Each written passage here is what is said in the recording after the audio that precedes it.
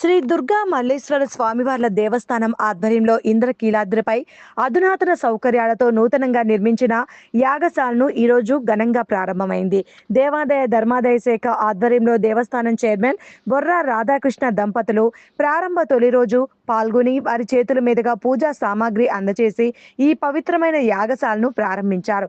ఈ నూతన యాగశాల భక్తుల సౌకర్యార్థం మరియు ఆలయ నిత్య కైంకర్యాల్లో భాగంగా నిర్మించబడింది. నిత్య పూజలు ఈ ప్రదేశంలో ఇకపై ప్రతిరోజు చండీ హోమాలు శాస్త్రోక్తంగా నిర్వహించబడతాయి. పూర్ణాహుతి పూజలు నిత్య హోమాలతో పాటు ఇతర ప్రత్యేక పూర్ణాహుతి పూజలకు ఈ యాగశాల వేదిక కానుంది. అమ్మవారికి జరిగే నవరాత్రి ఉత్సవాలు మరియు ఇతర ముఖ్యమైన పండుగ రోజుల్లో నిర్వహించే ఈ బృహత్తర యాగాలు క్రతువులు అన్నీ ఈ విశాలమైన నూతన ప్రాంగణంలోనే జరుగుతాయి. ఈ యాగశాల నిర్మాణానికి సుమారు 5.50 కోట్లు ఖర్చయింది.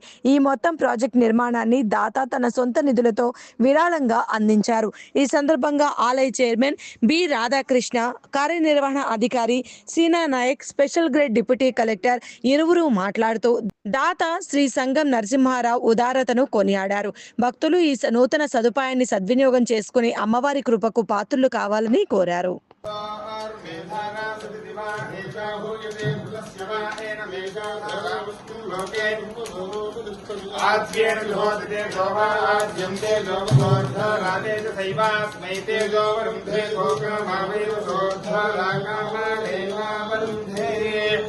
కామజేత ప్రాణాస్యాన్నాద్యంతే